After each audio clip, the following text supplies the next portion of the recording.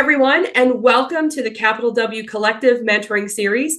I'm Dr. Stacey, your host, and I'm excited to bring professionals of various mortgage industry roles who will share their wealth of experiences, insights, and recommendations from their own mentoring journeys. If you know Capital W Collective, you know our commitment to education in the capital market space. And in this series, we're going to discuss the impact and importance of mentoring, no matter your role, educating you on what to do to elevate yourself and feel empowered to lean into mentoring. Today, I'm excited. Our guest is Maria Fregosi. Hi, Maria. How are you today? Hi, Stacey. I'm great. Thank you so much for joining us. We're so excited to have you here. And I had a little preview conversation with Maria, so I'm especially excited for what she's going to share today. But I think we should start off with a little bit of tell us a bit about who you are and your role in the industry today. Sure. So I'm an executive vice president of operations at Lennar Mortgage, which is a division of Lennar, which is a really large builder. So we're a builder-owned mortgage company. In this role, I'm responsible for all the typical operations functions, which is processing, underwriting, and closing. But I also have a few unique functions. I have an AI function underneath me. And I also direct all the capital markets and finance functions, as well as the credit and the marketing teams. Prior to joining Lennar, I was the chief investment officer at Home Point Capital, which ended up going public while I was there. So I served as CFO for 2 years. And saw them through that going public process, as well as doing a public debt deal. And I was one of the founding members there, which was a really interesting experience, sort of going from nothing all the way to taking a company public. So it's a unique experience. And I also serve on the board of directors of a public company, so Interlink Electronics, a tech company which does force sensor technologies. I have an MBA from the University of Rochester Simon School and a Bachelor of Arts in Economics. Wow. Okay, so that's quite the hat rack that you have of all the things that you do in your current role, but you have such a broad wealth of experience. I have got to imagine that there is a story about mentoring that's had a positive impact on you somewhere along the line.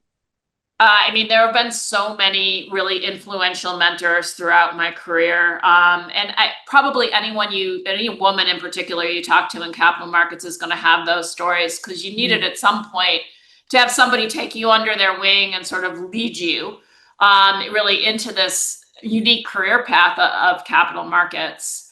Probably the most important one that happened for me really early in my career, and we talked a little bit about it when we met the first time, was I was home pregnant and had a baby. And during that time, I came up with a really good idea to start up a whole loan trading department at the bank I was working at, which was ABN AMRO Bank. And so while I was home on maternity leave, I was writing a business plan. And I came back from maternity leave and, met with the guy that I was working for, and said, I came up with this great idea while I was out. And he was like, "What do you mean?" And I said, I have this great idea. And, I gave it to him and he was like, "This is such a good idea. Like, we really have got to do this. Let me figure out like who all we need to talk to." And it involved talking to the international side of ABN AMRO. It involved the investment bank. It involved the retail bank. And he'd been there a really long time. He just had all those connections. And he really mentored me through talking to 200 people in order to get that business case approved. And, I could not have I wouldn't have known where to go or what to do. And, he just kept working with me and directing me. But the other really beautiful thing that he did is he let me shine in those meetings. And he was like, "Here's Maria. She's got this great idea. Let me have her present it." His relationship, what he achieved in his career, allowed the meeting to happen. But, he just had such grace that he was able to say, "Here, let Maria, share her idea." And, I'm happy to say it turned out to be a fantastic success. We made a lot of money. The timing was really right for it. But I will never forget his moment doing that for me. And then one of the people he also introduced me to was the head of the mortgage company at the time.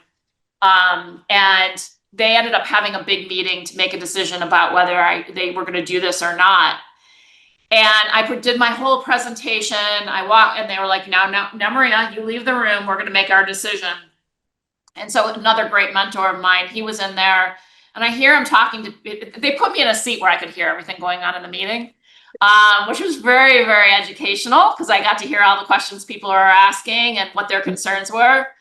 At the end of it, he goes, it may work, it may not work, but I really believe in her. We should do it. And that was how it got done. And so that was, at the end of the day, the final decision. So it takes somebody sometimes being in a room you're not in, which I also view as sort of mentoring, to be able to really advance your career and advance your ideas. That is a beautiful story. And they took on the role not just of mentoring you to get you through how to take this brilliant idea and bring it to life and all the steps that would happen, but they became your sponsors and advocates. And that's huge. I mean, you can have a great idea and someone can mentor you to get the steps together and get the process together and put it into this beautiful package. But unless someone's advocating or really sponsoring you about that and leveraging their social capital to help make that happen, it might still be stopgate. It might still be that they're sitting at that table bartering about it instead of taking action on it. So what a fantastic impact that had to have on you. And especially coming back, from a woman's standpoint, having been out on maternity leave myself, and then you come back into the workplace, sometimes you can feel like things have just happened beyond you, but you were still in the game from the start. And he made sure that he helped you stay in the game. So what a great story. I love it. Yeah, totally. And I agree on the sponsorship part of it. And I do think that's an important part of mentoring. So when I think about now, when I mentor people, right, like I try to hear what it is that they're trying to achieve, and then give them, tips and tricks on how to do that, but also quietly go pave that way. So, try and figure out places where I can eliminate the roadblock that's not allowing them to reach some of their goals. So I definitely believe in paying that forward. And I really do very much now, where I'm at in my career, try to listen to those people around me and be like, okay, what do you really want? What are you trying to get to? And how can I make that happen for you? That's a really incredible perspective about mentoring, because you see yourself not just as I'm mentoring this person about this topic or in this moment or this challenge or whatever it is, but I'm also looking at the full picture. What is it that I can do to help them overcome those additional roadblocks that they're going to encounter, just because they get to that confidence level that, okay, I can manage this.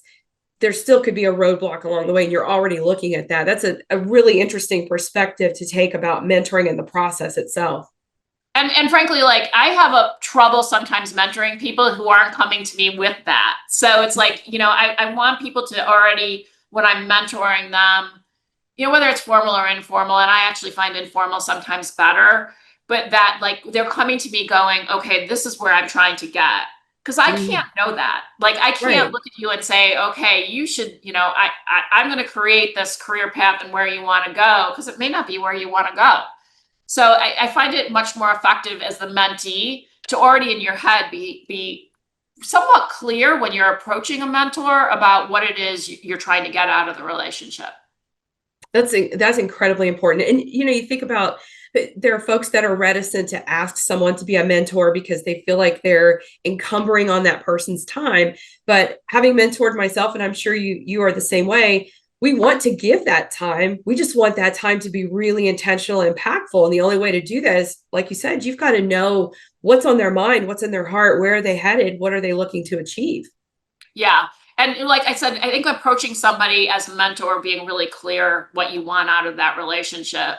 So I always try and get that when I'm talking to somebody, like, okay, you're approaching me, you'd like me to help you with this. And sometimes, again, it's really informal. They're not even saying that, but sometimes it is more formal. And it's like, okay, what are you trying to achieve from this? Because I might not be the right mentor for, what it is you're trying to achieve. So Great also point. trying to get at that issue. That's a really great point. And so that brings a question to mind. when you're thinking about choosing a mentor for yourself, for example, what quality most draws you to that person, or do you most admire in a mentor?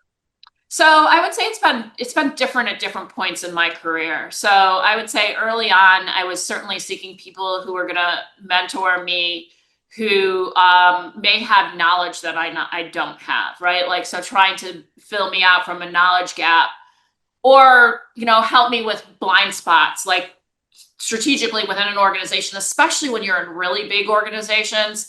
There are blind spots, right? Like, you don't know where the roadblock is, or that this, there's a pothole over here, or this person doesn't like that person. So, someone who can help you navigate some of that political side. But I would say now what I look for is, like, I'm still trying to find those people that fill my gaps. So, I view myself as pretty analytical, very straightforward. You're probably getting that from even talking to me now.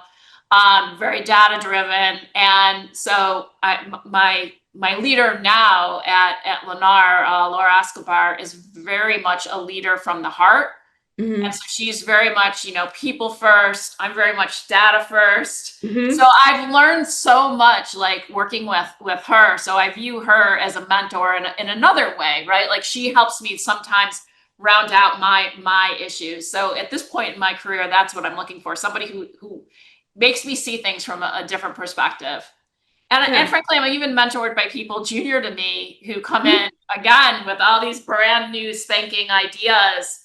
And, for me, AI, data science, all of that, I've learned that from the young people who work around me. That's a brilliant point. My experience has been too that there are that young people coming in, or we'll say junior in experience, right? They may not necessarily be young, but they're junior in experience, new to in the our industry, even new to our industry. Yeah, right. Because our industry attracts people from all different industries. I've coached and trained and mentored people who are school teachers or truck drivers, and they wanted to do something different. They wanted to work in a different industry, and they were very interested in dollars and cents and data and all of that. But when they come in, they still have that very fresh, different perspective that all of us can learn from. Right. So for folks that think that I have to be in this industry for 25 years in order to mentor someone else, there really is capability to mentor across our experiences and across our skill sets. I would venture that Laura would say you mentor her with that approach around data and analytics and blending that with the human factor, just like she's helping you with the human factor and blending it. So if you had someone who was standing in front of you and they're like, I'm just really on the fence about mentoring. I don't know if I want to be a mentor, or if I want to find a mentor. I'm just really nervous about it. I'm just not sure. What would you want them to know? So look, I think about my own career, or when people come to me, if you go and ask somebody for help, like legitimately ask somebody for help, I don't think I've ever in my entire career had somebody go say no. And so I think both on the mentor and the mentee side, it's like sort of not being afraid to start that relationship or to ask that question. Because, people who come in and ask for help, like it just has never happened to me. And I think that's probably true for most people, that it's like, if you're truly legitimately asking for help.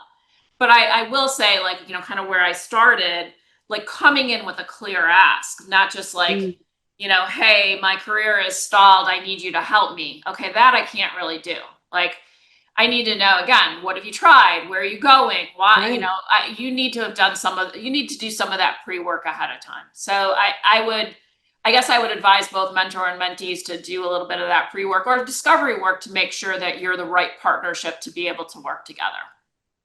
I love that. Yeah. That discovery, that soul searching, that reflection on maybe what you've tried and what hasn't worked, who the players were in those scenarios, because maybe it's what you tried wasn't the problem. It's just that who you were trying to work with in that instance, it wasn't the right fit. And so maybe a different mentor or different situation could make the difference.